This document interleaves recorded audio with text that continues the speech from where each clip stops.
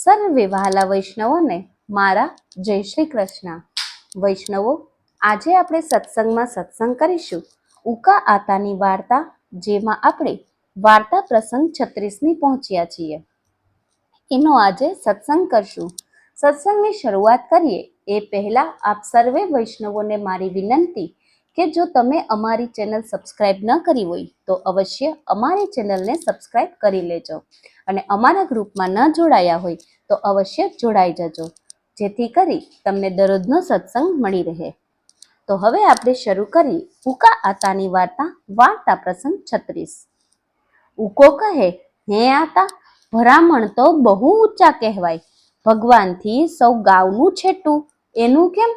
આતા કહે, એ વાત ન કરાય, કોક કશે ભરામણની નિંદા કરે છે એટલે એ પૂછમાં। ઉકો કહે, આતા, શાસ્ત્રમાં લખી વાત જો કોઈ સાંભળી હોય તો કહો ને। આતા કહે, વેલજીનો કાકો કલ્યાણભાઈ એક સાખી કહેતા હતા, મોટો મહાપ્રલય નથી થયો અને સૂનું નથી થયું જગત, બીજા બધાય મરી ખૂટ્યા નથી કે ભરામણ થાશે ભગત। આમ કેતો એ વાત મને માન્યમાં નહોતી આવતી, પણ પદ્મ પુરાણની વાત પડધરીવાળા નાનજીએ કરી, પોતે ભરામણ હતો તો એ વાત કરી। એ કે પ્રથમ બધાય જીવ ભક્તિ કરવા માંડ્યા ને વેઠુમાં જવા માંડ્યા ને તેથી સંસારમાં ખૂટવા માંડ્યા, તો એ ભરમાએ મહાદેવજીને કહ્યું, પણ વાત બંધ બેસી નહીં। ભગવાને મોઢે સડીને મહાદેવને વાત કરી તો એ માની। ભગવાને કહ્યું, તમે અનેક નવા નવા મત ઉપજાવો ને જીવને મારી ભક્તિ થકી ભૂલાવો, એવી આજ્ઞા પહેલી સિદ્ધવડ હેઠળ સમાધિમાં કરી।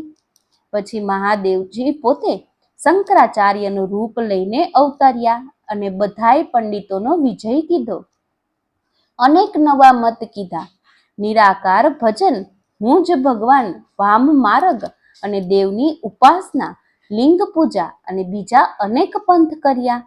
એવા પુરાણ શાસ્ત્ર ભરામણને દીધા, એને ભેગો લોભ પણ આપ્યો।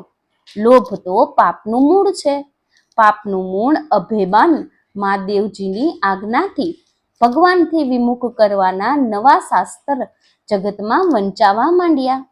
જ્યાં લોભ ત્યાં પ્રભુ નહીં ને પ્રભુ ત્યાં લોભ નહીં। હવે સમજ્યો, લોભ હોય ત્યાં કળિયુગ હોય અને કળિયુગે ભરામણમાં લોભ દીઠો એટલે કળિયુગ લોભના આસન ઉપર ચડી બેઠો ને ભરામણને પોતા રોખા કર્યા।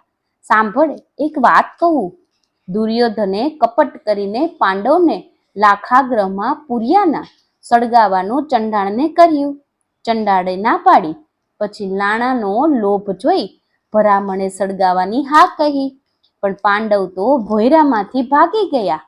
ભરામણે નામાને લોભે આવું કરમ કર્યું।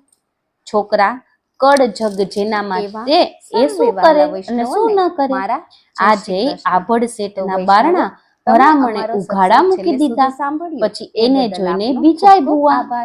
હાલો, ભરામણની વિશી છે, 18 નાતે ને નાત, ભાણે ખાતી હોય ઉટકે કોણ પૂરા।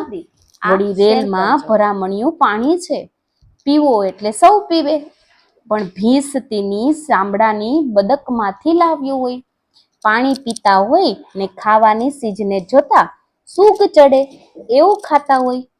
રેલગાડીમાં ઉજળા લુગડા પહેરીને બેઠા હોય એવા પણ ભાડીને સૂગ ચડે, એવાના હાથનું ખાતા લજવાય નહીં। તો વૈષ્ણવો, તમે અમારો સત્સંગ છેલ્લે સુધી સાંભળ્યો એ બદલ આપનો ખૂબ ખૂબ આભાર।